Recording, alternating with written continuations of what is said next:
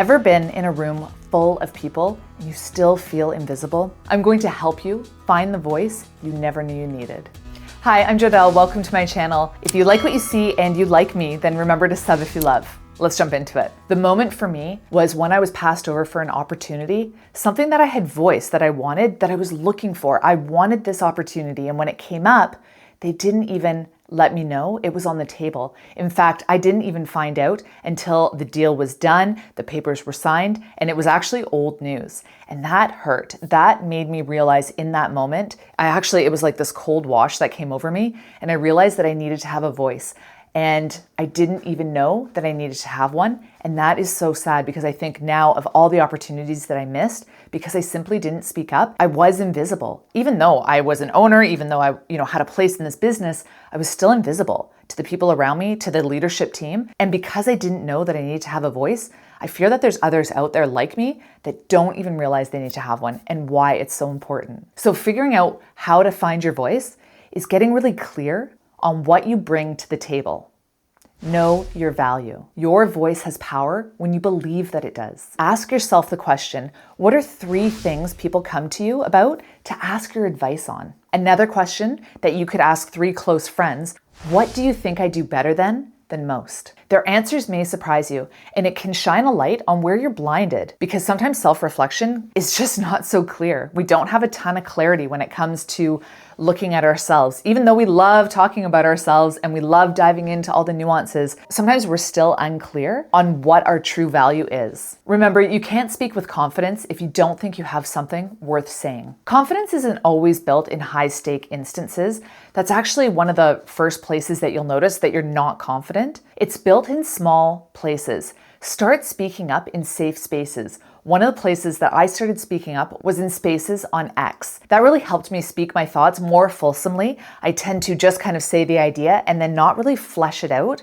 So that is a skill that I'm working on currently. But I have found that posting my ideas online has helped me also find my voice. It's making me stronger in my beliefs. It's making me more well-versed so that when I do speak to people, there is more meat to the conversation. You can even practice speaking up in a meeting by simply agreeing with what somebody else has said. And that could even be asking for the mic, putting your hand up, because that's the scary part. You can simply say, yes, I agree with what Mike said, and move on.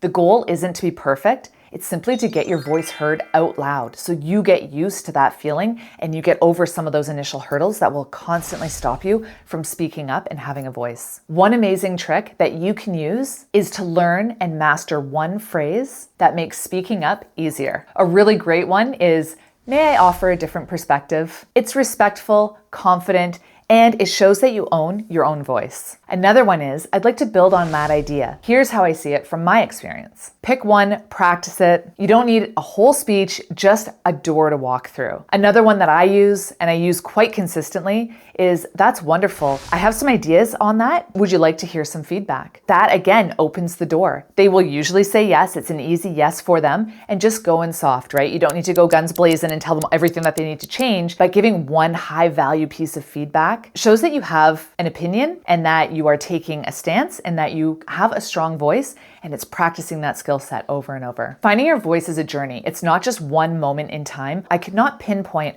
one moment in time where I finally said, there's my voice.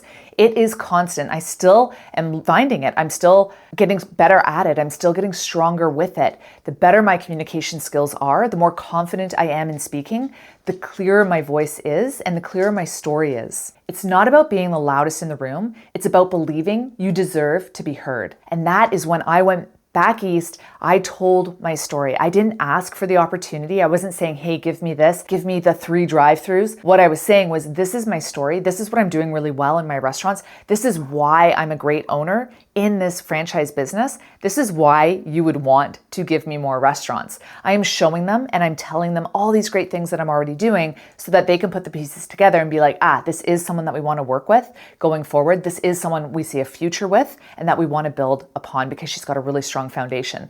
And because I believed in my story, because I was so passionate about it, it was easy for me to have my voice in those moments with those leadership team people where before I was so nervous, I never knew what to say. And so believing that you deserve to be heard is very powerful for finding your voice. So let me ask you this. What's one small step you can take today that will have you working on finding your voice tomorrow? And that's it from me today. If you like what you see and you like me, then remember to sub if you love, and I will catch you in another video.